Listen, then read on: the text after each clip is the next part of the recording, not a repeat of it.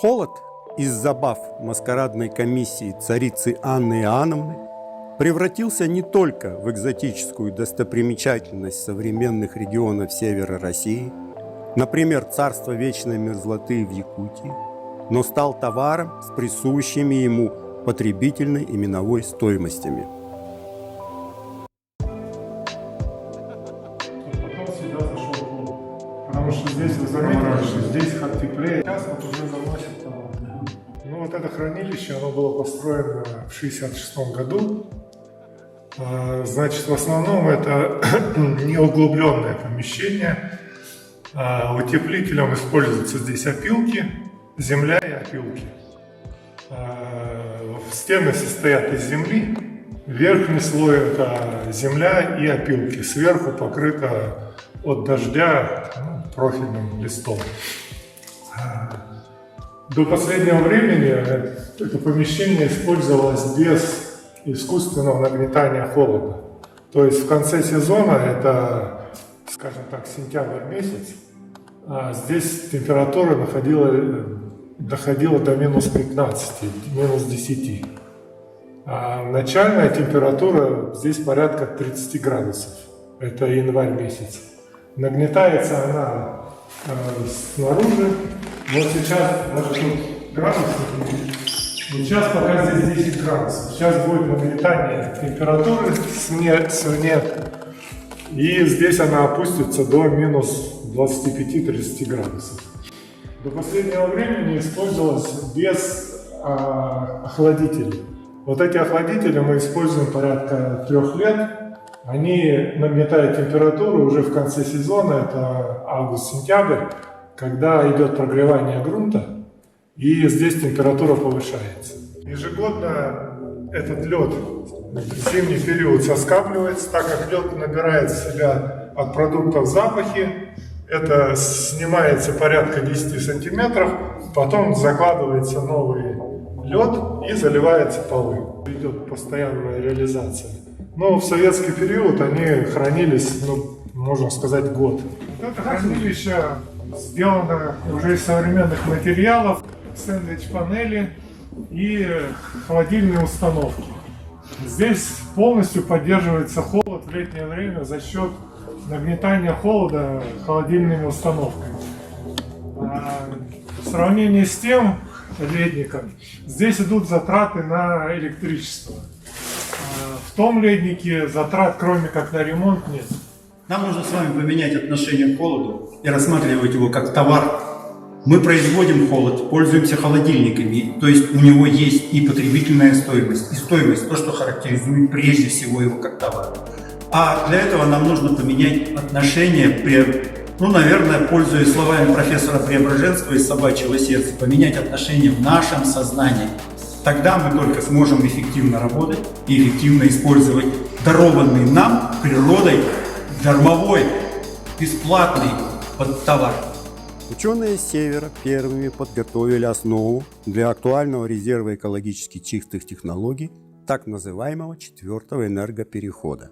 А ведь это делалось наряду с безоглядным увлечением энергетического сектора, реальной экономики, фондоемкими, долговременными и далеко не экологичными разработками по переходу с одних фосильных видов топлива типа угля, сланцев и торфа на чуть более экологичные – нефть и газ. Ученые институтов мерзлотоведения, биологических проблем криолитозона Сибирского отделения Российской академии наук, исследовательских учреждений Республики Саха-Якутия параллельно разрабатывали и экспериментировали с уникальными углеродно-нейтральными технологиями. Эти исследования ученых априори отвечают современным требованиям и критериям торговли квотами на выбросы парниковых газов и предотвращение растепления многолетних мерзлых грунтов. Сохранность последних служит базой для стабилизации климата планеты. Традиционные области применения холода на территории Республики Саха-Якутия дополнены экологически выверенными и экспериментально доказанными технологиями хранения в природном холоде не только пищевых ресурсов, криобанка резервной коллекции семян, но и светлых углеводородов. Особо следует выделить технологию отопления помещений при экстремально низких температурах за счет энергии фазовых переходов. Аккумулирование тепловой энергии на таком принципе особенно актуально для формирования опорной сети объектов транспортно-логистической инфраструктуры северного завоза и их содержания с минимальными расходами, исключаемыми экологическими рисками и безлюдным контролем. Василий Анатольевич, эксперимент идет уже 4 года, как нам сказали. Да. И, в принципе, никаких эксцессов, связанных с экспериментом, не было. То есть не было замерзаний, переохлаждения. Температура внутреннего воздуха по сравнению с наружным самая максимальная, вернее, самая минимальная наружная и минимальная внутренняя. Какое соотношение? Когда на улице достигается минимальная температура, то есть это конец декабря и январь месяц, да? Когда уличная температура достигает там, ну, около минус 45, там, 50, здесь температура порядка минус 3. Вот. Но, допустим, здесь минимальная температура, она где-то в конце апреля, в конце марта, начале апреля, порядка минус 6, минус 7 градусов. Вот. Ну, то есть это при длительной эксплуатации в условиях низких температур. Да, да. Ну, то есть здесь она постепенно опускается, то есть она без скачков, а уличная температура, она все-таки изменчива. Теплоноситель — обычная вода. Да, обычная водопроводная, холодная вода. И не добавляется испарение? Ну, испарение, конечно, есть здесь. Есть, да. Но небольшое. Ну, при низких температурах относительно. Нет, оно испарение в основном, когда как раз происходит таяние. А влажность внутри гаража? В зимнее время практически там около 10-15%. Да. Ну, то есть хранение машин, в принципе, не Ну, короткие. конечно, когда вот происходит таяние льда, то есть это конец мая, июнь, июль, вот здесь повышенная влажность, ну, почти там 80%, 90%. Вот, здесь мы специально проветриваем, чтобы выносило влагу. Объем помещения, допустим, здесь порядка 500 кубических метров. Да? Допустим, нам для хранения автомобиля того же объем не важен, важна площадь. Вот, здесь, допустим, площадь по полу 110 квадратов. Вот, и емкости на данный момент занимают порядка 50% полезной площади. Вот. Но это сделано только ради того, чтобы к ним был доступ со всех сторон. Изначально мы разместили здесь 40 кубов воды, потом увеличили до 45, потом до 50, и вот сейчас 55 кубов воды. Мы ищем оптимальное соотношение количества воды, температуры, разные конфигурации емкостей, разные, ну, технические решения, которые улучшат это. Мы пытаемся упростить этот эксперимент, ну, то есть только из обычных простых материалов, которые доступны утилитарным, простым. Да. Где-то аналоги в мире есть подобных помещений, подобные эксперименты, подобный результат? В Швеции, по-моему, там тоже вот, по типу теплового насоса, там за счет энергии озера отапливается часть помещений в городе. Скажем так, расходов, связанных с энергопотреблением, тут минимум. Практически, кроме если освещения только, практически больше ничего нет. Сколько примерно стоит строительство такого гаража? Вы анализировали? В 2018 году на строительство этого гаража ушло порядка 1 800 000. Всего лишь? Ну, для кого как. Нет, ну для тех расходов как по энергетике, по завозу топлива, по содержанию, по надзору, это колоссальная разница. К 2030 году все федеральные дороги должны быть обеспечены сотовой связью, и там должны быть пункты для такого. Поэтому как бы мы подготовили письмо, что вот есть такой проект, что не обязательно там тянуть коммуникации и так далее, что это вполне можно сделать автономным. Для экстремальных вариантов, для каких-то эксцессов, для аварийных ситуаций это очень хорошее предложение, которое может потом использоваться на наших вот трассах, на наших удаленных, как дежурные посты для того, чтобы избежать каких-то страшных последствий, которые часто у нас все-таки бывают. Один из вариантов мы рассматривали то, что для увеличения полезной площади именно расположение емкостей не вот так, как они в емкостях, да, а под полами. Вообще эксперимент по хранению семян растений в толще многолетне мерзлых пород был заложен в конце 70-х годов при поддержке руководства в то время Якутской автономной советской социалистической республики, также при поддержке Академии наук СССР и Института растениеводства имени Николая Ивановича Вавилова, который расположен в Ленинграде. Более чем за 45 лет хранения семян части коллекции, которую предоставил ВИР, результаты эксперимента следующие. Семена без пересевов не потеряли за этот период, практически не потеряли всех своих генетических качеств, посевных и физиологических. Сохранность достигает порядка 85-90%. В самых различных национальных хранилищах семян растений ведущих стран мира вынуждены, к сожалению, через каждые максимум 10-12 лет пересевать эти семена, поскольку при хранении в искусственных холодовых условиях при температуре порядка минус 18 градусов Цельсия они теряют все равно свою всхожесть на 30, 40 и 50%.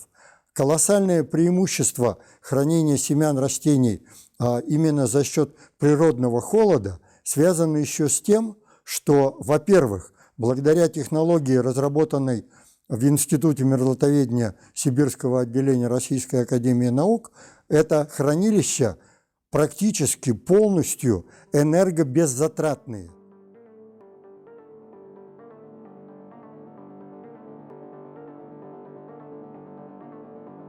Система охлаждения естественная.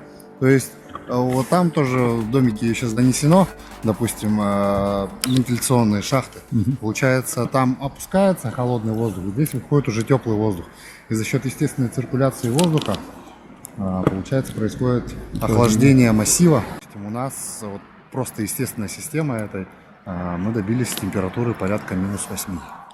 Поскольку технология позволяет, запасая зимний холод, а Якутия в этом отношении является самым центром зимнего холода на нашей планете, вот за счет запасания зимнего холода поддерживать без всякого дополнительного искусственного охлаждения температуры в хранилище на том уровне, который является оптимальным для хранения семян. Это первое. Второе. Поскольку хранилище расположено на определенной глубине в толще вечной мерзлоты, то оно не только автономно, оно еще и совершенно, скажем так, экранировано и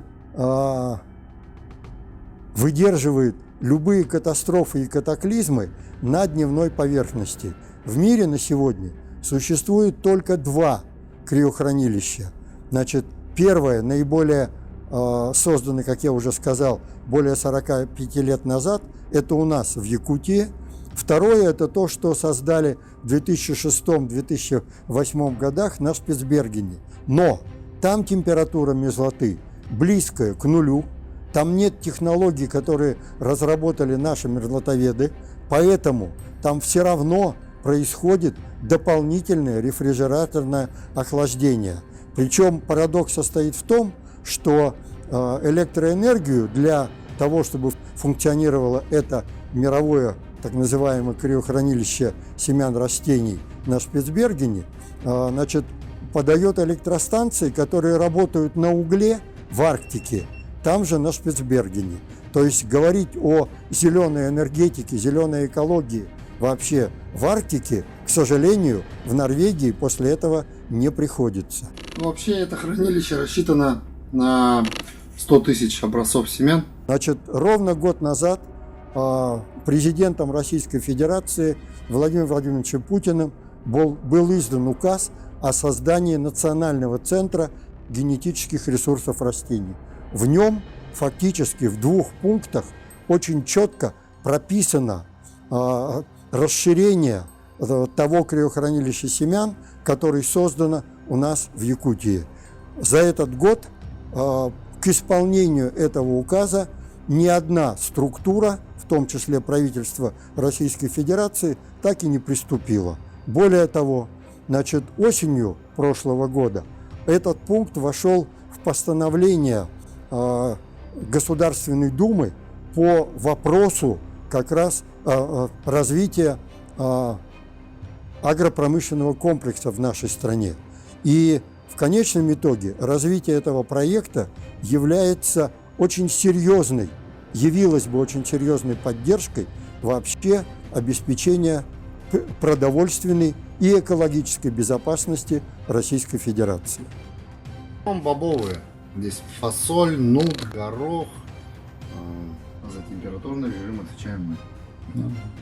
Холод это, конечно, как смотрится отрицательное явление, природный холод. Человеку, животному неудобно находиться в холоде. Животное адаптировалось в условиях холода, значит, это пускай это будет теплоизоляция и так далее, произошло у него за счет шерсти, за счет животного жира, за счет его поведенческой реакции и так далее. Ну а человек построил жилище, соответствующую одежду и соответствующие комфортные условия создал для себя через систему отопительную и так далее. Но все это очень затратно, да? Но если посмотреть с одной позиции, это одно, затратная сторона, а если другую сторону посмотреть, что такое холод? Холод – это ресурс. Он нам должен быть дорог, потому что мы живем на территории многолетней мерзлоты, и мы, адаптируясь к нашим условиям, мы научились жить с холодом. Это наши предки нам передали. Мы передвигаем тяжелой техникой все, что транспортные, скажем, груза, все, когда по льду, по мерзлым почвам пользовать мерзлотную почву для того, чтобы получать урожаи зерновых, пускай этой картофеля и многих культур. Также мы научились выращивать корма для животных. Холод – это наше богатство и фундамент для развития. Но для этого мы должны холод еще изучать. Мы на пороге великих открытий того, что энергию холода мы сможем использовать. А наша задача Академии наук – дать всем одинаковые возможности и поддержать творческих людей, особенно молодежь, которая думает именно нестандартно. И должны и решить. И в конечном итоге холод получится как бы нашим главным богатством, а не проклятием. И пусть все наши исследователи, ученые в этой области поработают и добьются выдающихся результатов. Это и есть наша изюминка в мировом научном пространстве, а если хотите, технологическом, промышленном и воспроизведении этой продукции, в которой будет заложена энергия холода.